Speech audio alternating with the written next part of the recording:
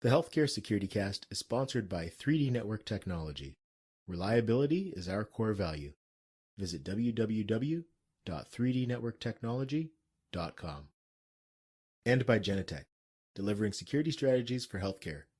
Visit Genetec, that's GENETEC.com. And by the Change Execution Group. Visit 360lifetransformations.com. Welcome to the Healthcare Security Cast, the podcast dedicated to healthcare security, safety, and emergency management. If you are involved with a healthcare security program or desire to be, this podcast is for you. Join the conversation as we discuss the issues that matter to healthcare security professionals while leveraging the expertise of healthcare security thought leaders and experts in personal development. And now, here's your host, Brian Hamilton.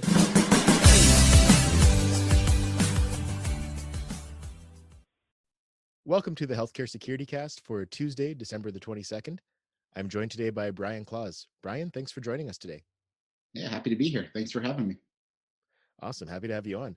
Now, I always like to start off by learning about our guest. So if you'll entertain the question, who is Brian Claus? Well, Brian Claus is a individual who's been in healthcare security for about 10 years now. Started out while I was in college. I was doing this as a part-time gig, full-time gig, turned into as I was finishing up, and then decided I liked it. It was something that I enjoyed. It was a challenge. It was every day was something new, and I decided to go ahead and stick with it. And that's my career side of who I am. Personally, I'm relatively an introvert. I don't go out and do too much after work. I come home and enjoy my time off. I enjoy certain things in life. I'm a huge coffee fan, and not just coffee. Like, I'll go grab coffee wherever I can find it. But like, I actually enjoy finding coffee shops that are little mom and pop shops that roast their own beans, places where they're off the beaten path. And I really enjoy kind of hunting that down and finding those places that aren't well known and going there and enjoying the great brews they have. Awesome. All right. Now, actually, you touched on your career a little bit, so it's a good segue.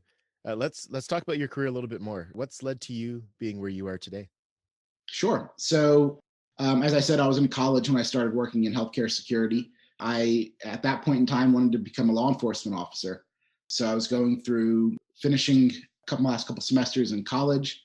I was probably about 2 semesters before I was graduating, and I started working at my hometown hospital, which is a level 2 trauma center. Pretty big for a facility, 437 beds, 50-bed ER, 40-bed inpatient psychiatric facility at the time. They've grown more since then, and started to learn that I actually enjoyed it. It was a challenge. It was something that I looked forward to doing whenever I woke up. While I was going through one of the background phases for one of our law enforcement agencies in the area, I was offered the position to become a manager at this organization, and I decided that I would try that. I was still young. I'm relatively still young, only 32 years old. But at the time, you didn't test out of law enforcement for a while, so I thought this was a good idea for me to see if this career path down in the healthcare management field worked for me before going into and pursuing law enforcement. And for the past 7 years, haven't really looked back. I enjoy it. I've moved to a couple different organizations. Currently been at my hospital that I'm at now for about 4 years. Awesome. Now, this is always an interesting question for people. I get a lot of really good quality responses. Is there anyone in your career who stands out as a mentor? And if so, what lessons have you learned from them? So there's a few different individuals that stand out probably as mentors for me. And I've been in the field of contract security, and I've been in the unique aspect of contract security that I've been a mercenary, so to say. I've been purchased twice by 2 different companies. So due to that, I've had a lot of different leaders come through, a lot of individuals that I've got to work with who are great individuals. Some that I don't speak to anymore due to the evolutions of business and the contract security world. They've moved on to different aspects of their career. But I would have to say probably about 3 individuals stick out as mentors for me. The first being Lisa Terry. I'm sure you know who Lisa Terry is. She's a fantastic individual. She worked with ODS Security Solutions when I was working with them. And every time we needed something, we'd reach out to her. And I still talk to Lisa. Spoke to her probably a week or two ago. She's a fantastic individual. I've really learned a lot from her. It's difficult to just kind of say I've learned one or two things from her and go from that. So I've learned the ins and outs of healthcare security. I've learned how to interact with higher ups, with our C-suite executives, with our individuals who are our team members on a day-to-day basis. I've just, again, I've learned so much from her. It's difficult to say exactly, what.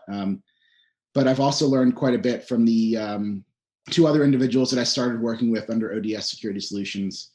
And one would be the CEO, Rafe Wilkinson. He's a fantastic individual, great person, great leader.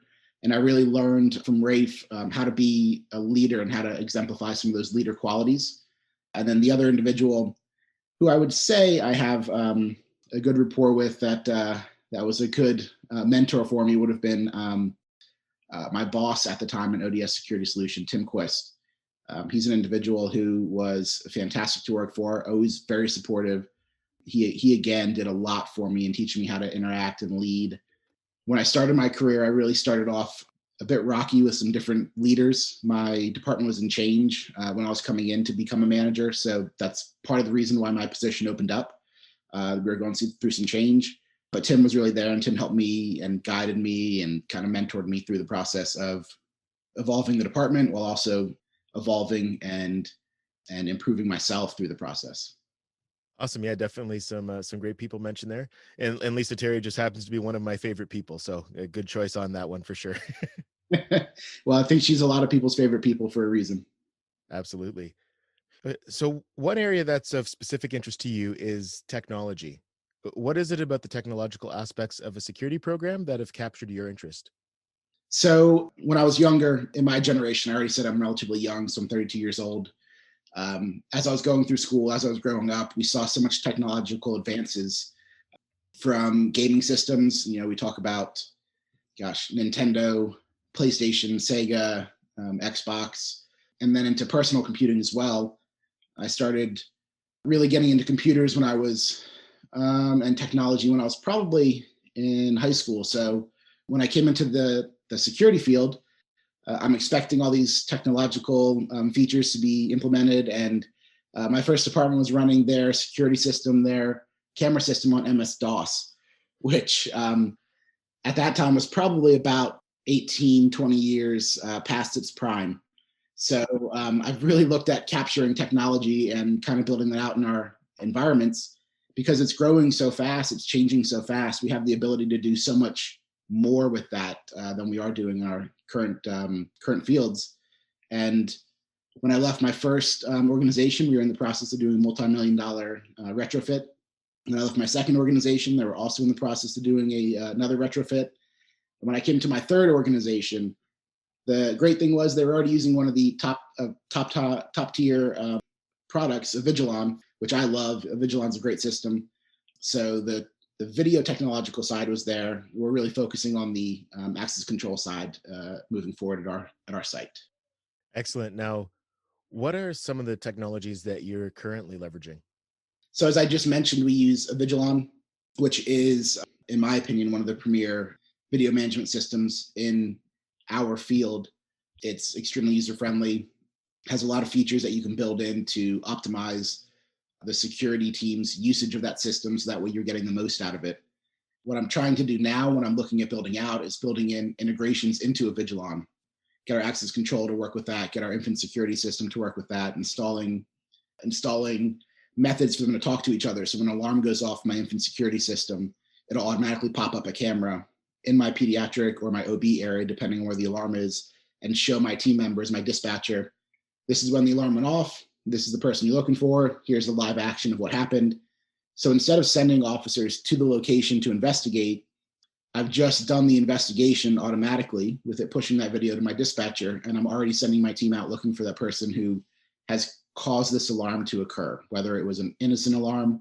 I think we've all probably been in healthcare security long enough that we had this happen at my first location. The alarm's going off and we're running around trying to find out why it's going off, what causes it to go off. It turns out the nurse had the band in her pocket and had forgot to turn it off and turn it back in. But we're looking for someone who's abducted an infant, trying to like scour the hospital, and it keeps going off and they can't reset it. Well, finally we realized they can't reset it because she's standing in the zone. She was guarding the door, making sure no one walked out with the baby. She's the one who's setting off the alarm. So with the technological advances and using event linking and things of that nature, we would have been able to tell right away. The alarm went off when she was in the area.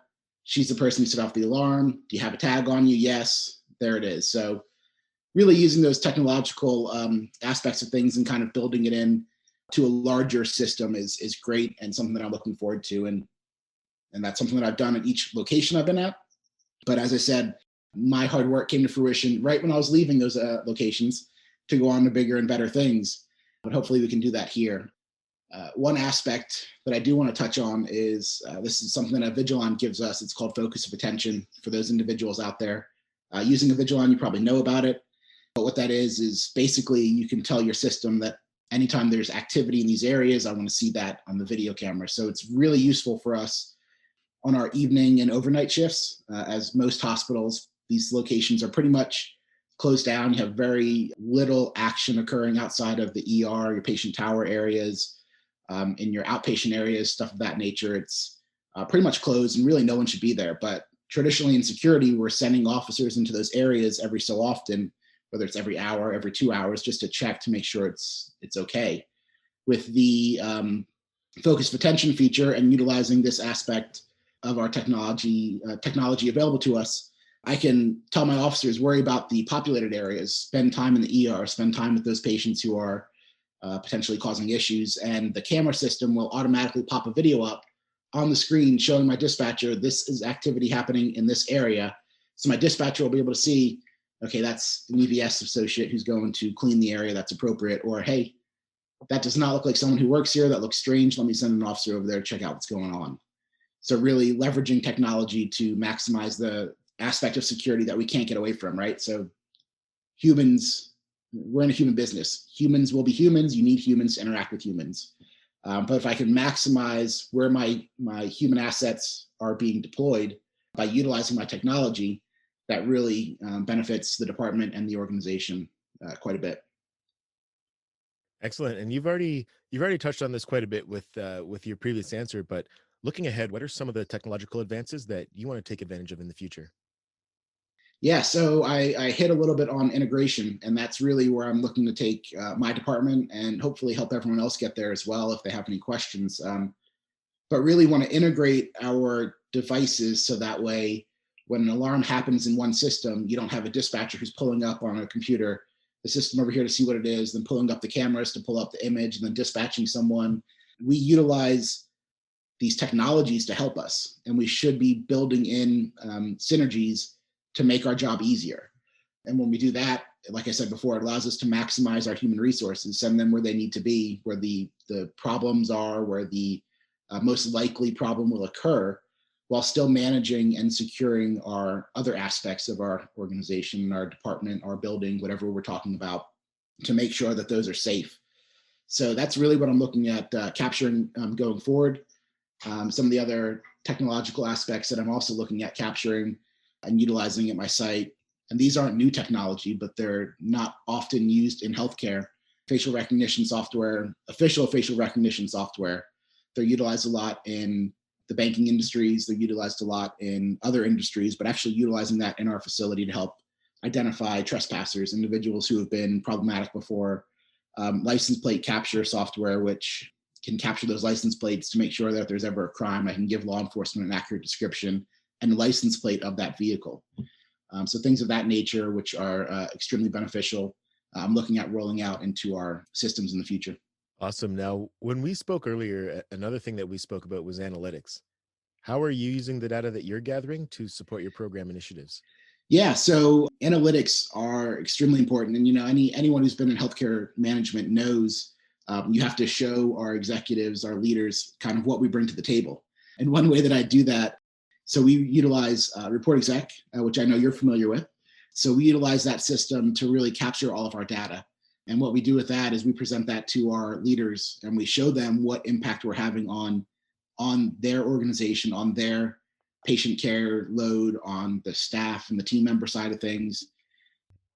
Really what I started doing is gathering those analytics in a large way, just everything we did, put that in the system.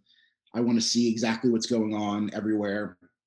I don't care if it was the smallest little thing that you did, you went and got a patient a blanket. It may seem insignificant to you that you went and got a patient a blanket to keep them warm, but that shows our leaders, our C-suite executives, exactly how much of a patient touch we have, how many times we've helped the patient be more comfortable, how many times we've transported a patient throughout the facility, how many times we've escorted someone because they were lost.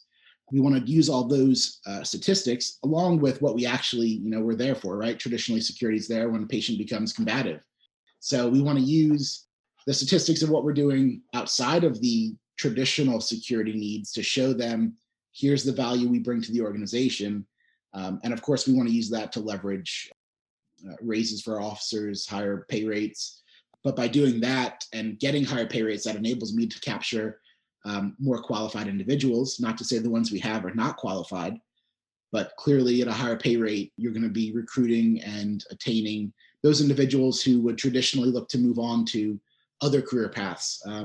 Law enforcement is a big springboard for our industry. They come into security, they join us, they learn kind of some of the ins and outs, and then they springboard into law enforcement. If I can keep that in my department, that's a gain for me. And I can do that by increasing their wage rate, making sure that they're getting compensated appropriately for their actions. And that's what I use those analytics for.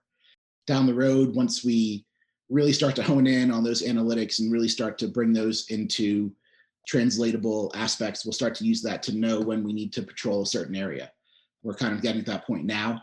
We use that in an old system we have, and being contract security, I told you that before, there is some change that happened. So we have moved back and forth between systems, and we're finally back with report exec, but we're using report exec to almost be predictive in a way.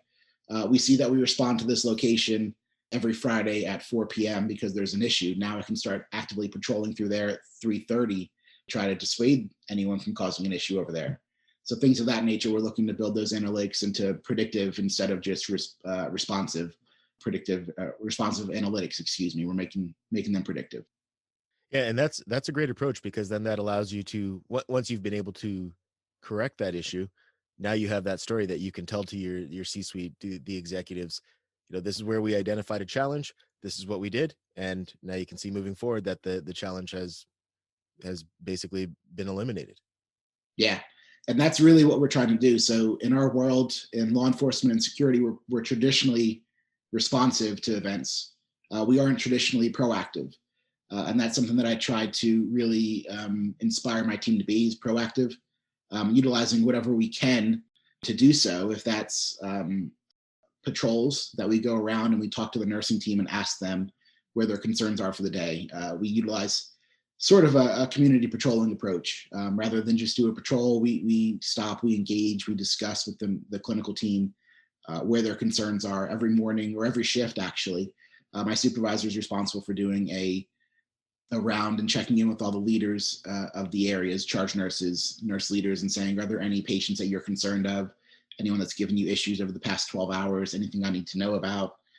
So we can increase patrols in that area if we have to, and be a little more preemptive in the way that we patrol. So using analytics to do that will just take us to another level. Awesome. Now, another thing that you spoke about a little bit when you were giving a previous answer was how you could actually use these analytics to maybe reduce your staffing numbers and still be able to do the same, conduct the same workload, but then actually reinvesting those resources into your current staffing pool, whether that be investing by wage increases, whether that be investing in additional training. Can you elaborate on that concept a little bit more? Sure. So really the analytics and the technology would tie together. So essentially, I use my analytical approach to determine where there's an issue. And if we're able to, we can deploy a permanent solution, which could be a camera in that area. It could be an alarm of some nature. It could be a door securement measure to eliminate that type of activity from occurring. And we can utilize those technological advances that we've been talking about that have been out there for a while that we're not really capturing in the healthcare field. And we can deploy those. We can use the analytics to know where to deploy those. And from doing so, we can start to save costs for the organization, because now I'm not having to send an officer to this location every day for 3 or 4 hours. I have that aspect in place, which is taking care of that event. And rather than using that to say, well, great, I just captured a cost savings for the organization, let's look at, as leaders, how we can give our people the reward that they deserve for the hard work they do, and look at reinvesting that in our actual department and the team members. So increase wages for the entire department, as I spoke about before, get that higher level candidate, or that retaining ability of that higher level candidate who's joined us, increase wage rates, pay them more appropriate salary for what they're doing and the benefits they bring towards the organization, and really use those technological advances and analytics to really capture and promote the department so that we get that opportunity to grow. And I know most people probably sit in environment of care committees, or if you're with DNV, it's, I forget the name, we just switched, so it's still new to me, but it's essentially the same thing. And you sit in that meeting, that committee, and you hear the engineering team and the facilities team saying, we completed, 2,300 activities this month. And, as a security leader, I sit there and I go, yeah, but I closed 257 of those for you because I did your fire extinguisher checks. So we're not capturing that. So using those analytics and kind of building that all in, using the technology to show the organization that we're doing so much more to optimize where we deploy our assets, to potentially have to reduce the number of assets we deploy on the night shift. I spoke about before, using the focus of attention through Avigilon to really use the dispatcher as the patrol officer for that area. If that frees up one of my officers from having to be on the floor or in the areas that are traditionally closed of my building, that enables me to reduce the amount of officers I have on the night shift and increase the pay rate that may go to my night shift officers, maybe give them a differential, night shift, weekend differential, or give them a night shift differential, increase their wage, while also delivering the same product that we were delivering before we installed that technology. So really capturing that and promoting our department within the organization. Excellent. Now, another thing that I want to touch on with you is, and we spoke about this before as well, is when you're looking at technology and a new build situation. So your thought, and I really like your way of thinking here, is that we shouldn't necessarily use what we have just because we already have it. And you look at these new builds as an opportunity to make sure that you have the best process and the best technology, or the most suitable technology, I should say, moving forward. Would you like to elaborate on your thought about this as well? Yeah, and this is something we're going through right now, and I've discussed previous to this in our that we are looking at doing a big revamp of our technology at my current location. We're considering all that, and this is part of it. And this is kind of what's really leading us down that road. We're doing a new build, and our current access control technology it was there when the building was invented and built. So it's quite old, and it doesn't have a lot of the features that the newer ones do, which is why we're capturing these thoughts and building the system to help improve that. And because we're with that system, it's a proprietary system, so it's already more expensive than your more large scale industry standard access control systems that we typically see around healthcare. And because it is proprietary, the cost is extremely high.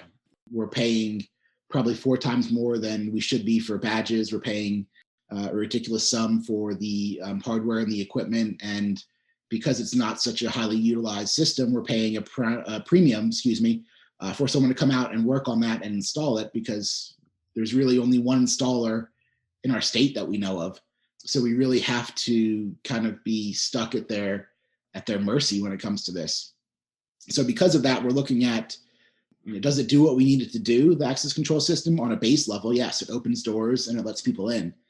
On a more technological side and security aspect, is it really optimizing what we do within our organization?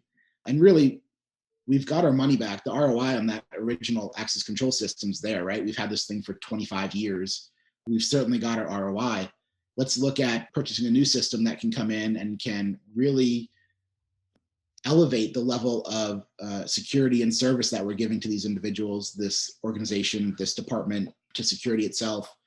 So we're looking at building the new build with a new system, and not only capturing the new build, but looking at capturing our entire organization in that. And because of the proprietary nature of our existing system, because we're considering something that is new and it's not what we have, the cost is a little more expensive. But when I say a little more, I actually mean a little more, because it's not a proprietary system we're looking at putting in.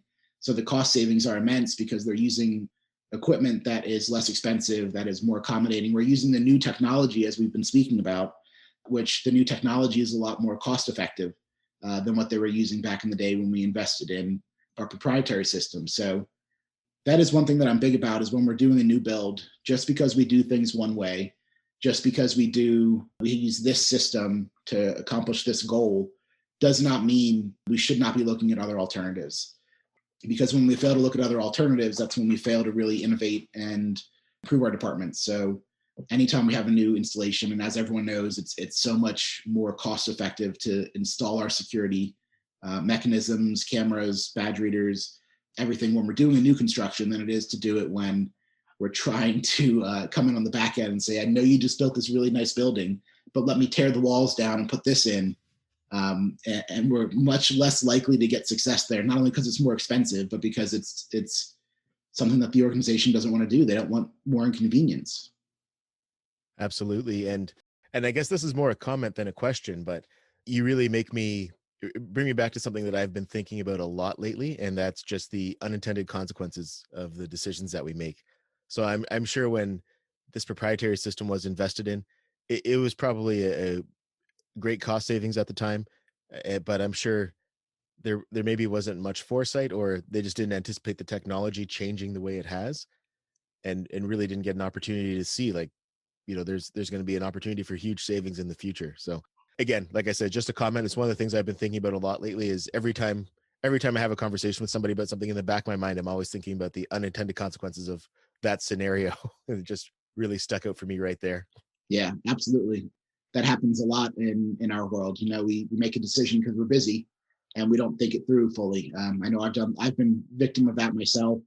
I know, being in our field, we can probably look back and say, yeah, I see a couple of those decisions happening. So yeah, that is something that I've learned from, and I try to take a step back and say, let's think long term. Let's think where we're going with this in the long run. So yeah, absolutely. I totally agree with your point there. Awesome. Now, we've covered quite a bit here, but is there anything I haven't asked you about yet that you'd like to discuss? No, I think we've kind of hit on the items that I'm pretty passionate about. I definitely want to grow my department, but I want to do it in a long-term, smart kind of way. Instead of just telling people I need more humans, I want to kind of take the technological side of that and build it into, I do need more humans, but I need more humans because I've maximized my ability of doing this with technology. But yeah, I mean, it's just something I'm really passionate about, and I want to get out there. So I'm happy that you've taken interest and give me the chance to speak and let everyone know my thoughts. No, no, absolutely. I'm glad to have you on and get those thoughts.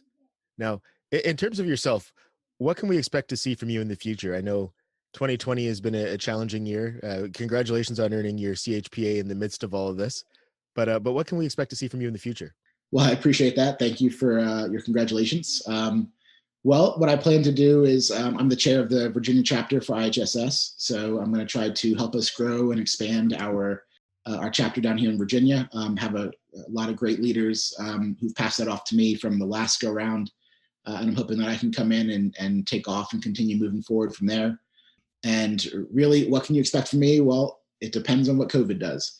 If COVID starts to go under control, and we're able to use the vaccines that are coming out, I'm hopeful that I can get out there and grow myself within IHSS, within the healthcare security field in general. The company I work for now has a lot of healthcare sites in my area, so I can go and help those individuals kind of build out their departments. So really kind of just focusing on helping my area, my little small area of the world in Virginia, North Carolina, not much in Maryland. I don't know too many people up in Maryland, but I'm happy to go up there if my organization wants me to. But anything I can do to help others kind of grow and improve their departments and themselves, I'm more than happy to do. So that's hopefully what I get to do as long as we start to tame COVID some in the near future. No, certainly. Now, I guess in closing, is there anything that you'd like to share, a special message for the Healthcare Security Cast community? Yeah, just keep doing what you're doing. Keep working hard. Your hard work is appreciated. I know that sometimes in our world, we tend to go unnoticed, and that usually means we're doing our job well. So the fact that you don't get those congratulations and you don't get those attaboys, so to say, means you are doing a fantastic job. So keep plugging away, keep going. I know it's hard times. It's hard times for everyone. Keep your head high and keep working through it, because we're all in this together. So just keep going. Awesome. Great message. Now, what is the best way for us to connect with you? So the best way to get me is on LinkedIn. You can find me on LinkedIn. I'm connected with you. So if you know Brian, I'm sure everyone who's listening does, they can find me on LinkedIn with a connection through Brian. Brian Claus is my name. So I'm on there. Reach out to me if you'd like. I'm more than happy to chat and go through anything I can do to help anyone who may be listening, who wants to talk about technology advances and kind of what I've seen in my endeavor to increase my technological advance at my current organization and throughout my career at my other organizations. So yeah, just reach out to me through LinkedIn. It's the easiest way to get me. Awesome. Thank you very much for taking the time today, Brian. I appreciate it. I know that you had a busy day. So again, I do appreciate the time. No, absolutely. And I appreciate your time as well. And thanks for having me. And this concludes another episode of the Healthcare Security Cast. Thank you for tuning in. Join the Healthcare Security Cast community. To join, text START to 647-372-2042. Again, that's text START to 647-372-2042. Follow the Healthcare Security Cast on LinkedIn and Facebook, and join the Healthcare Security Cast community groups on both platforms as well. Follow us on Twitter, Instagram, and TikTok. And of course, you can always connect with me on social media. I'm the only Brian, B-R-I-N-E, Hamilton, on any of these platforms. For any of these links, visit my website, brian, Hamilton.com. That's brianhamilton.com. Thanks again for joining us. Tune in again next week when we have a new guest and a new topic. Until then, take care and stay safe.